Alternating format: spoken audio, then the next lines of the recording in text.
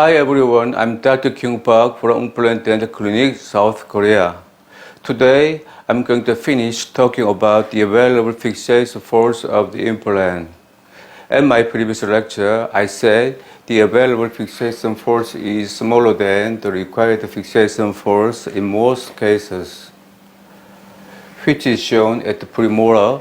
There might be difference between them because of poor osseointegration at the medial distal side of fixture if bone quality is bad. And the difference at the molar gets bigger than that at premolar because single fixture is planted.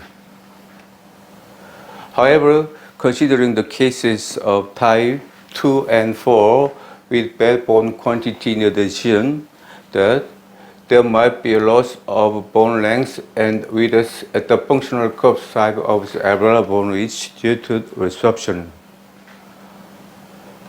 So there is a big difference between them in type 4 with bad bone quality and quantity at the premolar, and at the molar we can see there is a severe amount of difference in type 4 with both bad. So the available fixation force is much smaller than the required fixation force in most cases because the age of patient undergoing implant treatment is usually high. So the poor bone quality or quantity make the available fixation force small. For this reason, we need to try to get the more fixation force than the usual in most cases, and I call it obtainable fixation force. As one of the efforts to get the more fixation force from fixture, we can consider planting a fixture with a large diameter in the case of type 2 and 4 with narrow bone width. However, it's not the right manner of implantation because it doesn't work and also have another disadvantage. For example, even though we plant the fixture with diameter of 4.8 millimeters, regardless of bone width, the available fixation force is rather smaller than that of fixture with a diameter of 3.8 millimeters, planted according to the right manner, and similar to that of fixture with a diameter of 3.83 millimeters. And if the bone quality is bad, the available fixation force gets worse than before.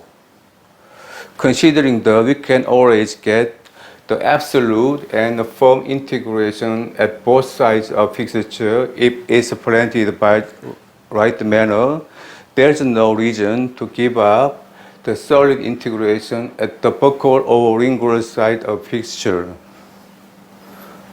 So, it's not the way of implant, but the way of natural teeth because there is always good bundle bone formation around medial distal side of natural root surface, regardless of bone quality.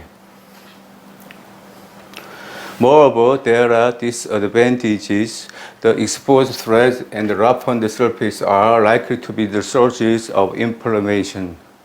And the free gingiva formed at exposed fixture makes it to get an inflammation also. The only advantage is the thickness of boundary wall of fixture gets bigger, otherwise small. The wall is easy to be stretched, fractured, and screw is likely to be loosened. After all, this way doesn't work. So we have to try other ways like this to get the more fixation force, which is called obtainable fixation force. As one of them, there is a way to augment insufficient bone quantity. As the examples, sinus graft works, but the GBR doesn't work. The process to regenerate new bones by stacking the particle type graft materials around exposed wall of fixture is called GBR. To understand why GBR doesn't work,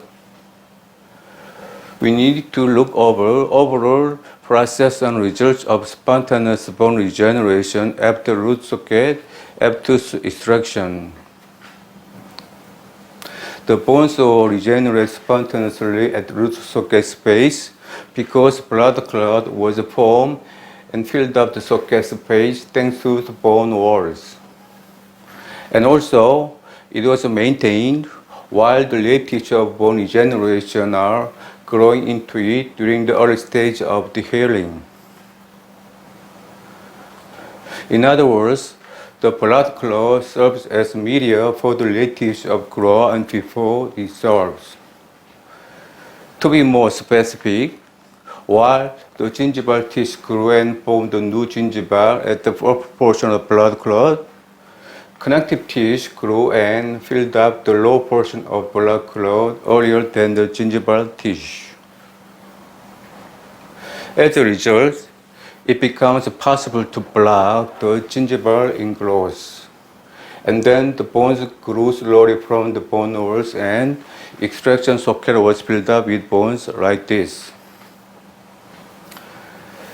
At this moment, let's use our imagination.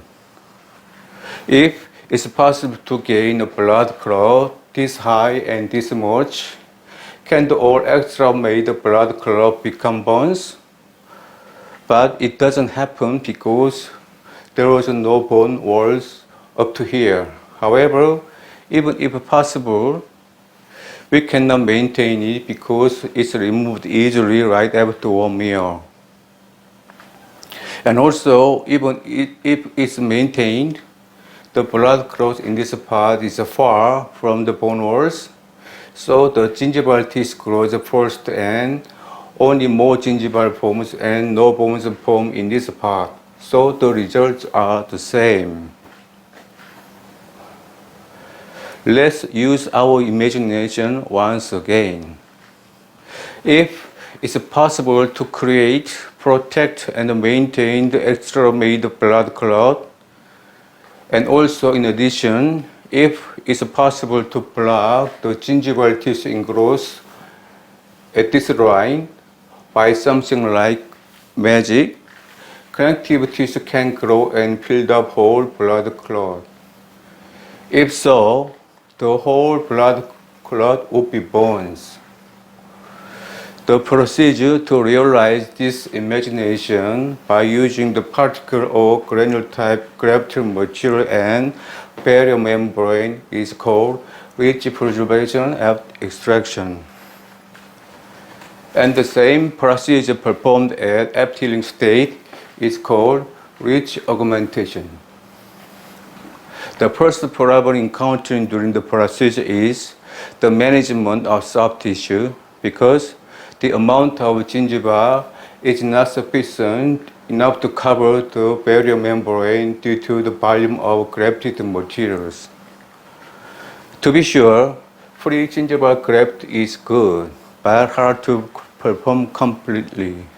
So, we usually pull and stretch the gingiva to increase the length of it after partial thickness incision.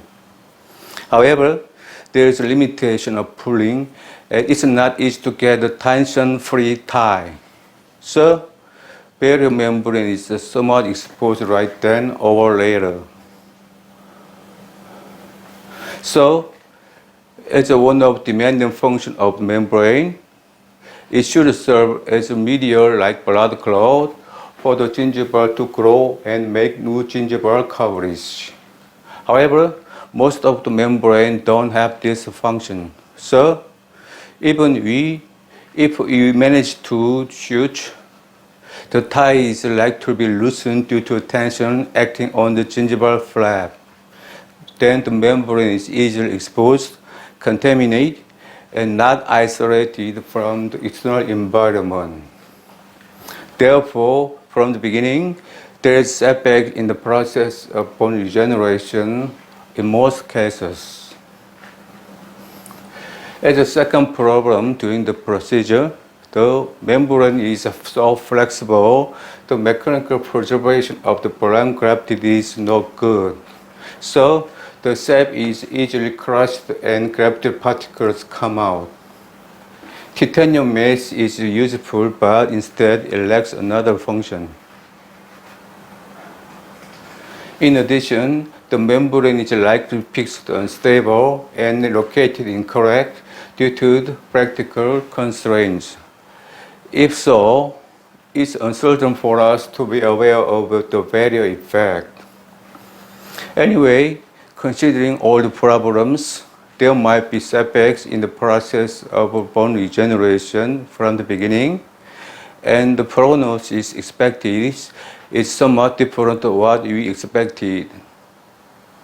However, the internal situation of the graft is worse.